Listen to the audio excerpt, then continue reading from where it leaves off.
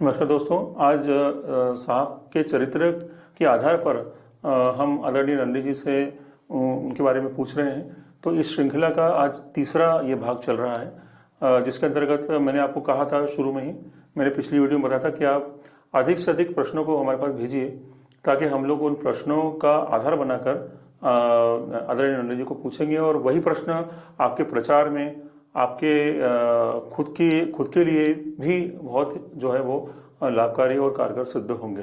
तो आप ये श्रृंखला चलती रहेगी। आपको जब भी समय मिले आप मुझे मेरे व्हाट्सएप नंबर जो मैंने पहले डिस्प्ले किया हुआ है 8120036303 पर आप मुझे अपने प्रश्न भेजिए। प्रश्न भेजते समय ध्यान रखिए कि प्रश्न जो भेजेंगे बहुत लंबा प्रश्न ना हो, ताकि उस प्रश्न को समझा जा सके और प्रश्न बहुत शॉर्ट हो। तो छोटा सा प्रश्न हो 2 या 3 लाइन का, उसमें नीचे अपना जगह का नाम और आपका खुद का नाम आपके सरनेम सहित मुझे भेजिए, ताकि उस प्रश्न को आधार बनाकर हम लोग नली से क्वेश्चन पूछेंगे। तो मैं जो अभी एक क्वेश्चन आया हुआ है हमारे पास में व्हाट्सएप के द्वारा, वो आया है आदरणीय श्री नवनीत चावड़ा जी के द्वारा, जो कि है छत्तीसगढ़ से। तो आज मैं पढ़ के आपको सुना रहा हूँ कि चावड़ा जी पूछना चाह रहे हैं, आदरणीय नली जी के चरणों में साक्षात नमन। यदि मनुष्य नित्य अग्निहोत्र करता है और वह यज्ञदान तप कर्म स्वाध्याय का यदा कदा आचरण भी करता है, तो भी क्या मृत्यु के बाद उसे मोक्ष मिलता है या फिर अगले जन्म में उसे कर्मों के अनुसार फल मिलता है या अगला जन्म नहीं होता है? सत्य धर्म आचरणकर्ता के लिए अंतिम लक्ष्य क्या होता है? क्या साहब ने कभी आत्मा का वर्णन किया है? तो आप बताइए कि इसका उत्तर क्या होगा। नमस्ते। चावड़ा जी का प्रश्न बहुत, उसमें अपन एक इस चीज को सबसे पहले बताना चाहूंगी मैं कि मनुष्य का धर्म आचरण का लक्ष्य क्या होता है, प्राप्तव्य क्या होता है। तो साहब की जो सुख की खोज पुस्तक है उसमें उन्होंने उस लक्ष्य को परिभाषित किया है कि हमारा जो धर्म आचरण है उसका उद्देश्य क्या है, कि हमें प्राप्त क्या करना है। तो सेल्फ रियलाइजेशन है, प्रत्यक्षीकरण, अनुभव करना है, यह हमें प्राप्तव्य है। जो यज्ञदान तप कर्म स्वाध्याय, इस वैदिक अनुशासन से हम अगर जीवन जीते हैं, इस अनुशासन को ही धर्म कहते हैं। तो इस यज्ञदान तप कर्म स्वाध्याय का अनुशासन हमारे जीवन में रखते हैं तो लक्ष्य क्या है, तो सेल्फ रियलाइजेशन है। और कोई कभी अग्निहोत्र करते हैं रेगुलरली और कभी कुछ तपाचरण भी करते हैं, दान करते हैं, स्वाध्याय करते हैं, बहुत नियमित करने वाले हैं या अनियमित करने वाले हैं। तो इन सब चीजों से हमें निरंतर उपलब्धियां तो होती ही हैं। इनका संबंध हम इस तरह से, जो जितना भी हम आचरण करते हैं उसके हिसाब से हमारी अपलिफ्टमेंट जिसको कहेंगे, हम उन्नत होते हैं, अपने आप में हम उन्नत होते हैं। तो हम कितना करते हैं उतने हम उन्नत होते हैं। इसका संबंध इससे नहीं है कि फिर उसके बाद मोक्ष मिलेगा या फिर अगला जन्म होगा कि नहीं होगा। और होगा कि नहीं होगा क्या, ये तो एक है कि पुनर्जन्म का सिद्धांत तो अपनी जगह है ही, वो होता ही है। तो वो हमारे कर्मों के अनुसार ही होगा। जैसे चावड़ा जी ने पूछा है कि वो हमारे कर्मों के अनुसार होगा, तो निश्चित ही हमारे कर्मों के अनुसार होगा। हम इन धर्म का आचरण करते हैं तो निश्चित रूप से हमारे हाथों अच्छे कर्म होते हैं और उन कर्मों के अनुसार हमारा अगला जन्म निर्धारित होता है। और ये प्रक्रिया तब तक चलती है जब तक वो जो लक्ष्य है वो लक्ष्य साध्य नहीं हो जाता। साहब ने सही में अपने साहित्य में आत्मा, परमात्मा, मोक्ष, इन सारे शब्दों का उपयोग ही नहीं किया है। उन्होंने तो, जैसे उनकी एक पुस्तक है द लास्ट स्टेप, मनुष्य जीवन की अंतिम जो ख्वाहिश है, कहना चाहिए कि जो उसकी वही उपलब्धि है, वो वही है, ईश्वर तुल्य होना। अंतिम छोर वही है, लास्ट स्टेप वही है कि वो उसका ईश्वर का प्रत्यक्षीकरण करना है। तो वहां तक उसको जाना होता है। और वहां तक जाने में ये चीजें बहुत मायने नहीं रखती है कि मृत्यु के बाद फिर जन्म कैसे, फिर आगे हम कितना चले या कैसे चले। जो कुछ भी हम करते हैं, उन्होंने जैसे कहा है, जितना भी हमारा अपना आचरण होता है वो हमारी बैंक में जमा पूंजी है, सुरक्षित है, तो उसके अनुसार हमारा अगला जन्म, उसका अगला जन्म होता है। पर मेरी अपनी सोच है, इन सारे विषयों में क्यों पढ़ा जाए। हम धर्माचरण जो करते हैं, दान करते हैं, दान से मिलने वाला समाधान, सुख हमें उसे तत्काल मिलता है। अग्निहोत्र हम करते हैं, हमारा वातावरण शुद्ध होता है, हमारे विचार शुद्ध होते हैं, हमारा आचरण शुद्ध होता है। ये हमें तत्काल मिलने वाली चीजें हैं। अगर हम तपाचरण करते हैं तो मन बहुत प्रसन्न रहता है, शारीरिक स्वास्थ्य बहुत उत्तम रहता है, कर्म का आचरण और स्वाध्याय का आचरण हमारे बहुत सारे प्रश्नों का उत्तर देता है और आत्मसंतोष देता है। तो जब हम आचरण करते हैं तो हमें उसकी उपलब्धि तो उसके हाथों हाथ होती रहती है। इसलिए हम वो निरंतर आचरण करना चाहिए, उसका हमको सतत आनंद लेते रहना चाहिए। मोक्ष का तो चिंता ही करनी नहीं चाहिए। मोक्ष तो जब मिलना होगा वो मिलेगा। हमारा उद्देश्य क्या होना चाहिए कि हमारा जो आज का जीवन है वो हम बहुत अच्छे से जीना चाहते हैं, जिसको क्वालिटी के हिसाब से कहें कि बहुत अच्छी तरह से हम जिए। उसके लिए धर्माचरण आवश्यक है। वो करते हैं तो हम धीरे धीरे आगे बढ़ते जाते हैं, और जो कुछ उसके अनुसार होता है इसकी चिंता किए बगैर वो करना चाहिए। लक्ष्य हमारा क्या है, तो प्रत्यक्षीकरण है। पर मेरा यहाँ पर एक प्रश्न अभी चावड़ा जी के सवाल से उठा है, और वो प्रश्न ये कि साहब की सेना में हम लोग शामिल हुए हैं, तो सेना क्या सेनापति के अधिकार में रहेंगे जब तक रहेंगे, चाहे कितने भी जन्म लेते रहें। जब तक आपने मिलिट्री में मान लीजिए वो एडमिशन लिया है, तो मिलिट्री में एडमिशन लेने के बाद आप जिस भी बटालियन के अंतर्गत आप आते हैं, जिंदगी भर आपको उसी बटालियन के अंतर्गत रहना ही आपकी मजबूरी है। आप वो छोड़ के दूसरी बटालियन में नहीं जा सकते। तो इस प्रश्न से मेरा भी एक प्रश्न निकला है इसमें कि तो ये क्या फिर ये अगले जन्म में हमें कुछ तो इसका बेनिफिट मिलेगा ना। जैसे मिलिट्री वालों को सिविलियन में जाने का बेनिफिट मिलता है, मिलिट्री वालों को विशेष पहचान होती है, तो वैसे साहब के सेना में हमारी विशिष्ट पहचान है। बिल्कुल, तो वही कह रही हूँ मैं कि जहां तक हमने इस जिंदगी में चला है, अब हमें अगले जन्म में उससे आगे चलना है। तो हमने मतलब हमारी उपलब्धि हुई है धर्माचरण करने से, वो बैंक में जमा पूंजी है, तो वो जब आपका अगला जन्म है तो उस पूंजी के साथ अगला है, तो उस पर से आप आगे का व्यापार करोगे, फिर उसके आगे का व्यापार करोगे।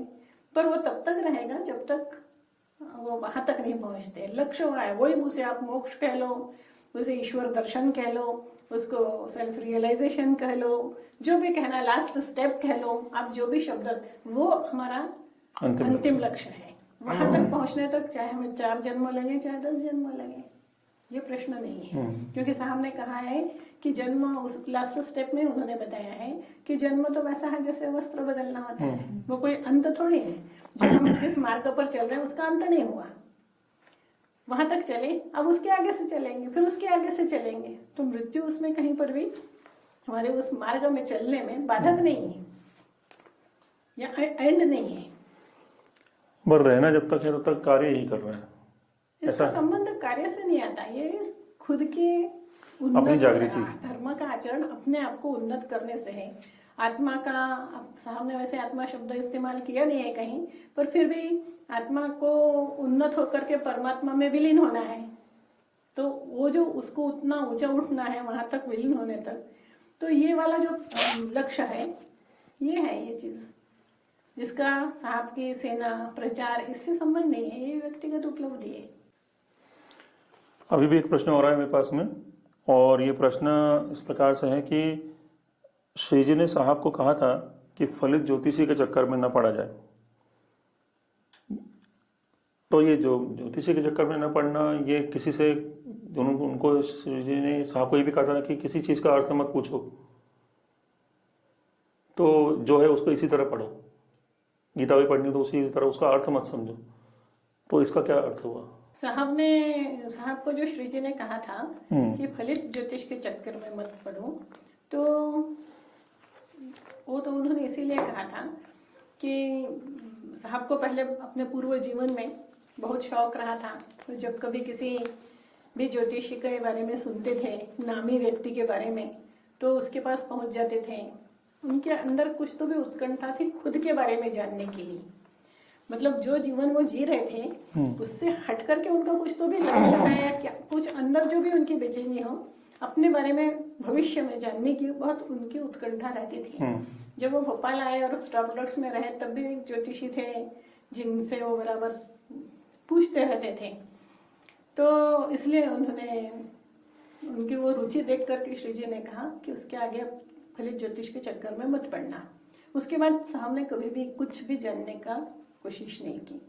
और जहाँ तक मैं समझती हूँ, और साहब ने अपने भाषणों में कहा है कि तुम अगर अग्निहोत्र करोगे तो सारे के सारे ग्रह तुम्हारे दरवाजे पे खड़े रहेंगे, क्योंकि ग्रह क्या है, वे ईश्वर मालिक ग्रह नौकर हैं, ऐसा उन्होंने मठ मंदिर में लिखा है कि ग्रह वो हैं जो ईश्वर के आदेश का पालन कराते हैं। जैसे कोर्ट में आदेश होता है और जो चपरासी होता है वो कुर्की का आदेश लेके घर पे पहुंचता है कुर्की कराने के लिए।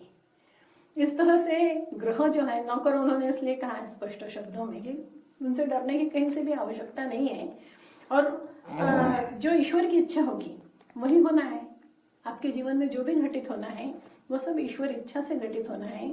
तो फिर इनकी खुशामद करने से क्या मतलब है, या इनको सही करना या गलत करना, इस सब चक्कर में पड़ने की क्या जरूरत है। फलित ज्योतिष के लिए उन्होंने मना इसलिए किया कि फलित ज्योतिष का मतलब होता है कि फिर उसका उपाय बताया जाता है कि ऐसा हो रहा है कि ग्रह खराब है, ये करो वो करो। वो कोई किसी के उपाय से कहीं कुछ कभी भी नहीं होता, क्योंकि जो होना होता है वो होता है। ग्रहों के हाथ में खुद के कुछ नहीं है, वो ईश्वर के नौकर है। तो ऊपर के आदेश मानेंगे कि हमारी खुशामद को ध्यान देंगे, तो होना वही है जो होना है। तो फलित में क्या है, सिर्फ व्यवसाय पनपता है, आपके मन में डर फैलता है, और आपका जो ईश्वर पर श्रद्धा है वो श्रद्धा कहीं कम होती है। इसलिए उन्होंने उनको उसके लिए मना किया। मेरे खुद की ये धारणा है, मैं हमेशा सोचती हूँ, मैंने कभी भी अपनी जिंदगी में कभी भी किसी ने अगर कुछ भी बताने की कोशिश की कल के बारे में, तो मैं उसमें रुचि नहीं रखती हूँ।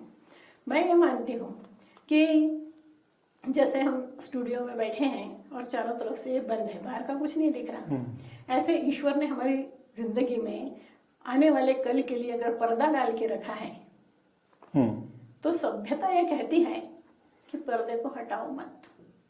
हम किसी के घर जाएं अगर, और अंदर कोई आवाज आ रही है और पर्दे से अंदर झांक के देखें, तो आदमी क्या कहेगा, क्या बेवकूफ है ये आदमी, अभद्र है, इसको शिष्टाचार नहीं है, पर्दे के अंदर झांक के देख रहे हैं। ईश्वर भी हमें यही कहता होगा जब हम कल का जानने की कोशिश करते होंगे, कि जब उसने पर्दा डाल के रखा है, निश्चित रूप से वो पर्दा हमारे हित में है। इसके अगर हमारे हित में नहीं होता तो पर्दा क्यों डाला होता। तो कभी भी जानने की कोशिश ही नहीं करना चाहिए। हमारा आज का दिन मिला है, आज का दिन धर्माचरण अच्छे से करो, आज का आनंद लो।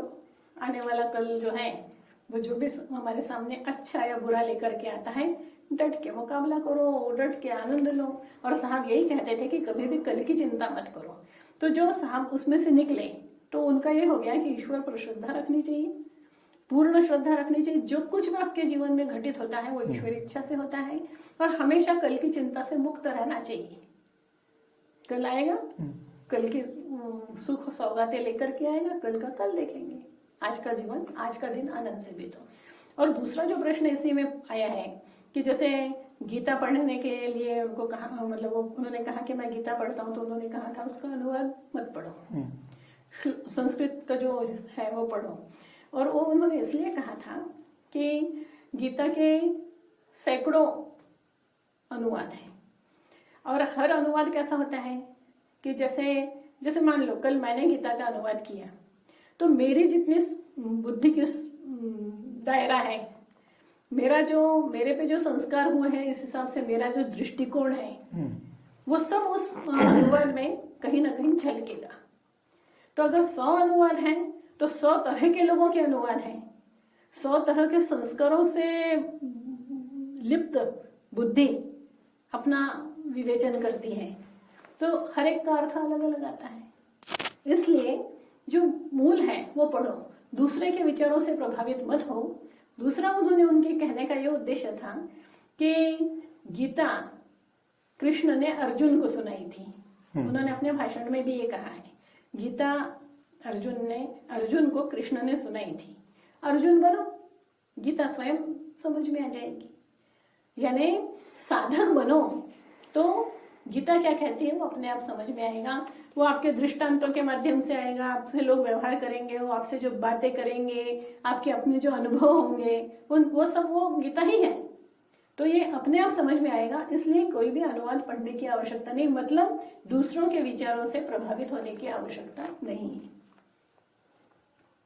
इसलिए फलित ज्योतिषी की जरूरत भी नहीं है। इसलिए ज्योतिष में भी पढ़ने के लिए दूसरों, कुल मिला के किसी के भी विचार से प्रभावित मत हो, आप अपनी जिंदगी अपने और ये भी है ना कि ज्योतिषी जो होता है उसको अपना भविष्य पता नहीं होता है। तो दूसरे का भविष्य क्या बताएगा। और वो हर एक को देखो अपनी दुकान चलानी होती है, तो ज्योतिष का मतलब ये होता है कि सबसे पहले तो वो आपको डराएगा। आपको अगर वो डराएगा नहीं तो वो अपनी आमदनी कहाँ से करेगा। तो एक अच्छी भली जिंदगी जीते जीते अगर आप कहीं ज्योतिष के चक्कर में फंस गए तो ये समझो कि आप अपनी जिंदगी का कबाड़ा कर लिया, क्योंकि आने वाला जो अगर आपका अच्छा बताया उसने तो भी आप परेशान रहने वाले हो, और आपको बुरा बताया तो भी परेशान होने वाले हो सकता है कि वो दोनों प्रसंग आपकी जिंदगी में कभी आए ही ना। सही। और आप उनको लेकर के हमेशा त्रस्त रहोगे। कई लोग ऐसे होते हैं जो आपके पीछे की जिंदगी का सही बिल्कुल बताते हैं, तो लोग उससे बहुत ज्यादा प्रभावित हो जाते हैं, पर पीछे की जिंदगी तो आपको भी मालूम है, तो अगर उसके बारे में किसी ने बता दिया तो प्रभावित होने जैसा कुछ भी नहीं है उसमें।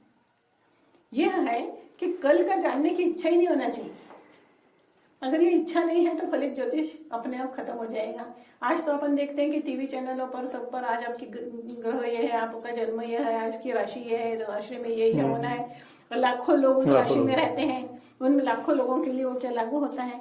पर कई लोग हैं जो रोज टीवी पर अपनी राशि के अनुसार जो राशि फल देखते हैं, रोज पेपर में अपना फल वो देखते हैं। तो ये सब चक्कर है जो आपको दिमाग को जिस दिशा में जाना चाहिए उससे डाइवर्ट करता है।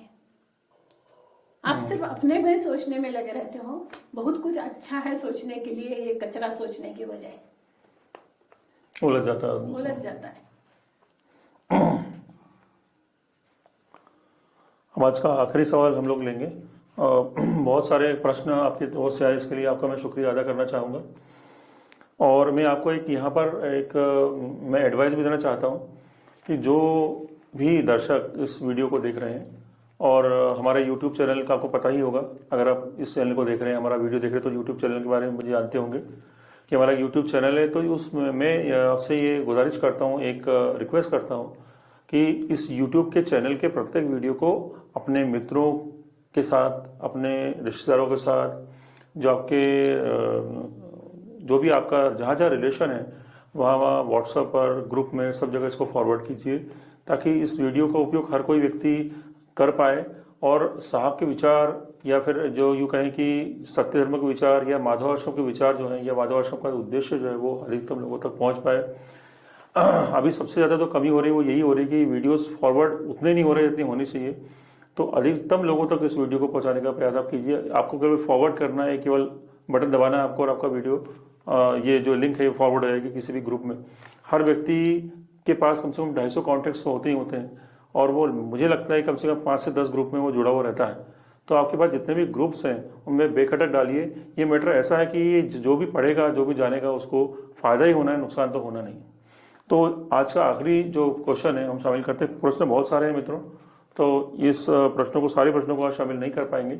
तो ये जो आखिरी आज का प्रश्न है इसको मैं शामिल कर रहा हूँ, बाकी के प्रश्न हम अगले इसमें सेशन में लेंगे। आज का जो प्रश्न है वो ये है कि जैसे हम देखते हैं, सब जगह देखने के लिए आता है कि जितने भी महापुरुष हैं, जितने भी पहुंचे हुए लोग हैं, तो वो जो भी उनसे भक्त जो मिलने आते हैं, जो भी आते हैं, वो उसका व्यक्तिगत उपयोग करते हैं उनका। ये बात बिल्कुल हर जगह सिद्ध है। जितने भी गुरु हैं, क्योंकि जैसे श्री जी को जो शिष्य मिला और साहब को जो गुरु मिले, वो एक संबंध ही अलग था, उसकी तुलना तो हम कहीं कर ही नहीं सकते। जो स्वामी विवेकानंद जी और रामकृष्ण परमहंस जी का जो संबंध है वो एक अलग ही संबंध है, उसको तुलना वो अतुलनीय है। लेकिन आमतौर पर जब मनुष्य जाता है किसी गुरु के पास में, आमतौर पर जो मनुष्य जाता है किसी भी ऐसे पहुंचे व्यक्ति के पास में, तो ये चाहता है कि समस्या में होता तभी जाता है, समस्या नहीं हो तो वो जाएगा भी नहीं। तो वो चाहता है कि ये मेरी समस्या हल कर दे, वो ये कर दे, इसके लिए जो भी आपको चाहिए वो मैं देने को तैयार हूँ, जो भी भेंट चाहिए वो देने को तैयार हूँ, पर मेरी समस्या जो है वो प्रॉब्लम सॉल्व कर दो। और प्रॉब्लम खत्म होती है तो वो वहाँ जाता ही नहीं, या फिर वो बेमन से जाता है। पर वो जाता करे तो वो हर समस्याओं की कमी है नहीं, तो क्या ये प्रश्न जो है ये है कि क्या महापुरुषों का उपयोग केवल समस्या दूर करने के लिए किया जाता है, यही इनका उपयोग है, यही इनका उद्देश्य है? जो महापुरुष दुनिया में जन्म लेते हैं उनका उद्देश्य यही कि मनुष्य उसका इस तरह उपयोग करे, इस बारे में बताइए। इसमें मैं ये कहना चाहूंगी कि श्री जी की जो पुस्तक है एक उनके समय समय पर लिखे हुए पत्र है दिव्य संदेश, उसमें उन्होंने एक जगह इसका वर्णन किया है और ये कहा है कि लोगों को, ऐसे लोगों से अपेक्षा, विभूतिमान पुरुषों से अपेक्षा रहती है कि बेटा नहीं है तो बेटा हो जाए, मकान नहीं है तो, लड़की की शादी नहीं हो रही है तो, यानी जो हम ये कहेंगे कि व्यवहारिक जो चीजें हैं, जो सामान्य सी चीजें हैं, तो उसके लिए गुरु की कृपा की जरूरत है। और क्या इस काम के लिए महापुरुष आते हैं, ऐसा उन्होंने उसमें प्रश्न किया है कि वो इसके लिए नहीं आते, वो तो एक दूसरे उद्देश्य से आते हैं। ये बात अलग है कि जिनके, जो भी उनके संपर्क में आते हैं उनके ये सारे काम सहजता के साथ हो जाते हैं, उसमें वो कुछ करते हैं ऐसा नहीं है। पर इस तरह की अपेक्षा से इनके पास जाना सामान्यतः यही होता है कि अगर 1000 लोग जा रहे हैं तो 1000 के 1000 भौतिक इच्छाओं की कामना लेकर के ही जा रहे हैं। वो उनके पास आध्यात्मिक उन्नति को की इच्छा रख करके जाने वालों की संख्या बहुत कम होती है। और विशेष उसको अपन देखते हैं रामकृष्ण परमहंस के चरित्र में कि गृहस्थ भक्त, और इस तरह से उन्होंने उसका उल्लेख किया है। तो गृहस्थ यानी व्यवहारिक जीवन वाले जितने हैं उनके पास केवल व्यवहारिक आकांक्षाएं होंगी, दूसरा कुछ होगा नहीं। तो असल में यह इस काम के लिए, ये सब रूटीन काम है, इस काम के लिए ये लोग आए नहीं होते हैं, इनके पास तो बहुत बड़ा काम होता है। और बहुत कम लोग, पता नहीं बहुत ही कम लोग जो हैं उनके उस स्वरूप का, जिस स्वरूप का असल में सबको दर्शन होना चाहिए, बहुत थोड़े लोगों को उनके उस स्वरूप का दर्शन हो पाता है, जो स्वरूप उनको दिखाने के लिए वो दुनिया में आए हुए होते हैं।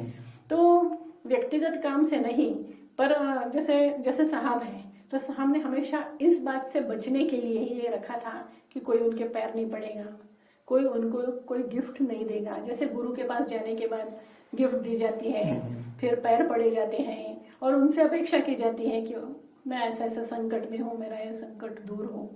तो और कई बार होता है ऐसे कि परेशानी लोगों की दूर होती है अपने आप ही। तो यही संबंध साहब ने इससे अपने आप को बहुत बचा के रखा कि वो गुरुबाजी वाला स्वरूप उनके साथ आने वाले लोगों के साथ नहीं होना चाहिए। इसलिए एक सख्ती थी कि पैर कोई पड़ेगा नहीं।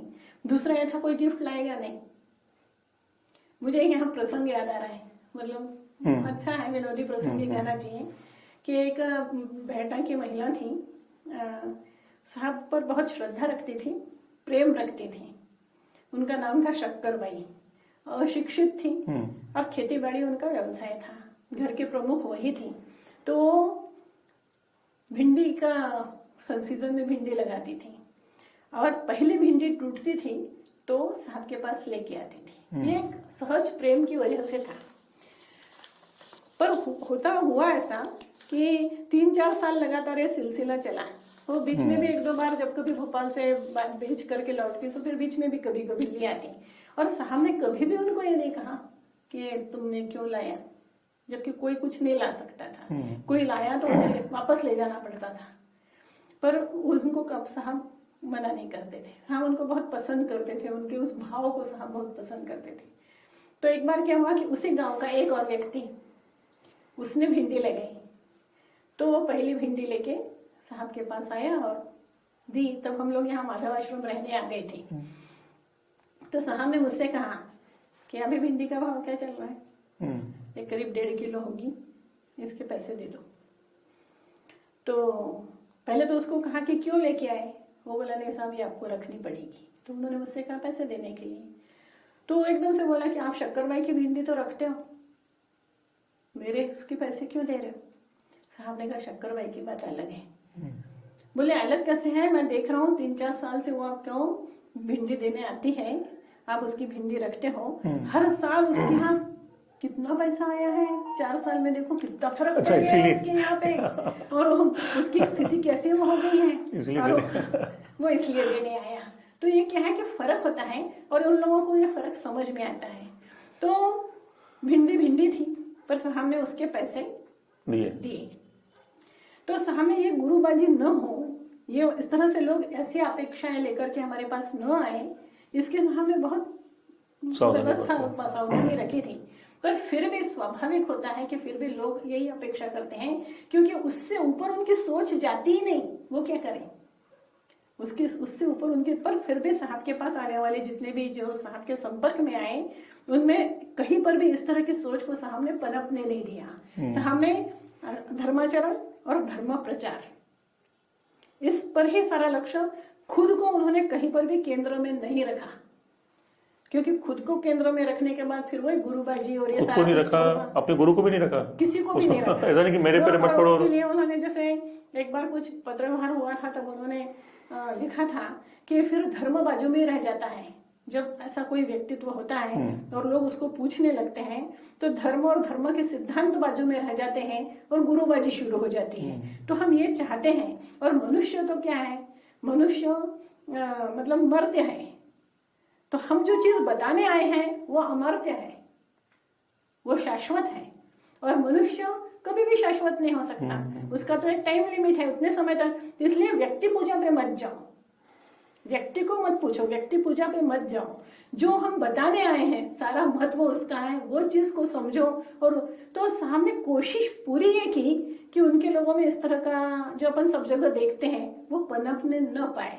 फिर भी कहीं कहीं पनपा होगा तो पनपा होगा, और कई लोगों के मन में इस तरह के विचार रहे होंगे।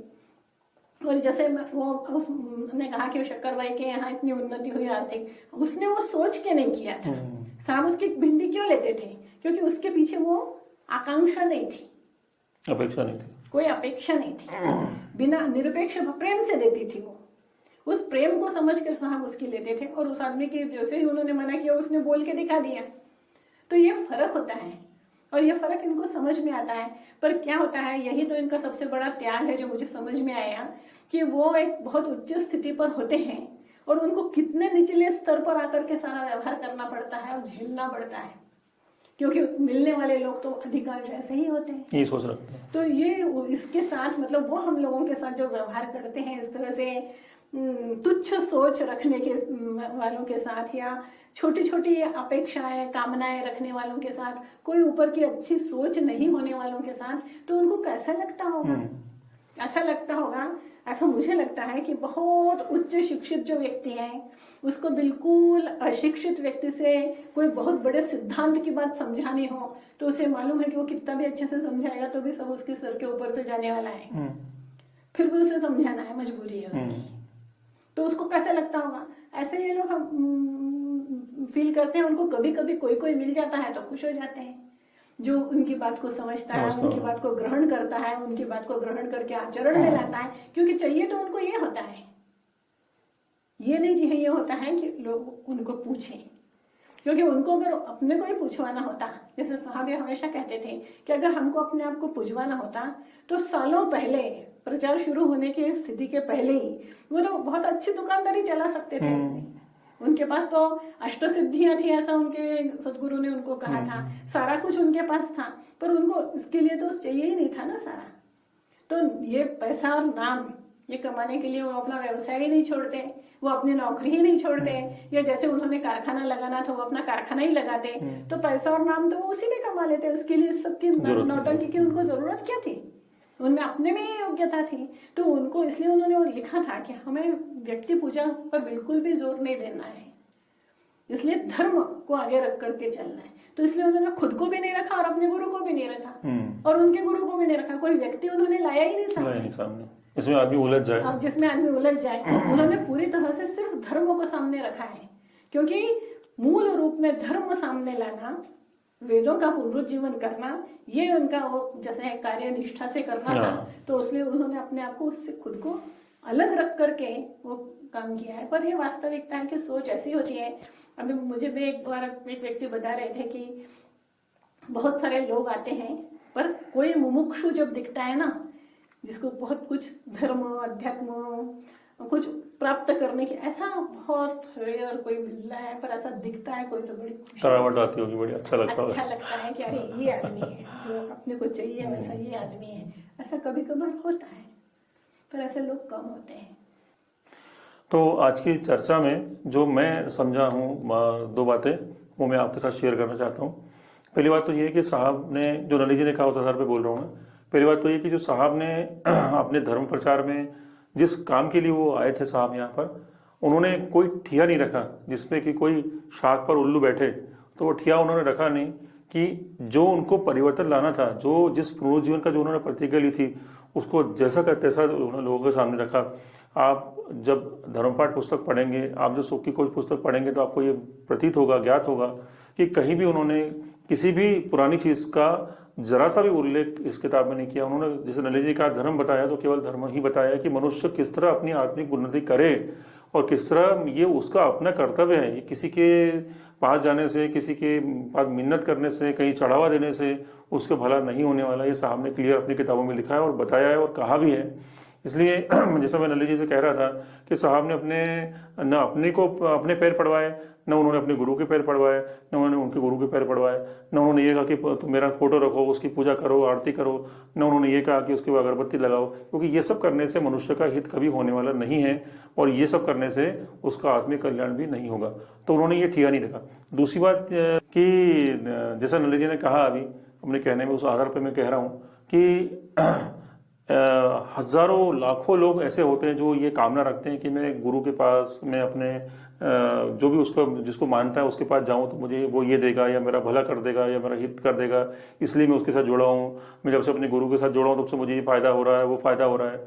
जबकि यूँ देखा जाए तो ये हजारों लोग, जब गुरु राह देखता है ऐसी चीज़ों की कि कोई तो मेरे पास ऐसा व्यक्ति आए जो मुझे मेरे अनुसार जो मैं सोच रहा हूँ, जिस काम के लिए मैं आया हूँ, उसकी उत्कंठा लेकर मेरे पास आए। और ऐसे जो व्यक्ति होते हैं वो केवल एक चीज़ों में उलझ कर रह जाते हैं और सारा जीवन उनका इस उलझन में चला जाता है और वो सोचते रह जाते हैं कि मुझे उनका आत्मकल्याण करना है, पर उनका आत्मकल्याण कभी होता नहीं है। और जो ये सोचते हैं वो साहब बन जाते हैं, जो ये सोचते हैं वो स्वामी विवेकानंद जी बन जाते हैं, जो ये नहीं सोचते हैं वो इस चक्कर में उलझ कर रह जाते हैं। ऐसा मेरा सोचना है। तो ये प्रश्न अभी हमारे पास बहुत सारे रखे हुए हैं। आगे और इस सीरीज में हम लोग इन प्रश्नों का उत्तर हम नदी से अपेक्षित है कि वो हमें उत्तर दें और मार्गदर्शन दें और हमें भ्रम से भी बाहर निकालने की कोशिश करें। तो ये जो सिलसिला है आज यही खत्म करते हैं, फिर दोबारा आपसे मिलेंगे। तब तक के लिए आपको नमस्कार।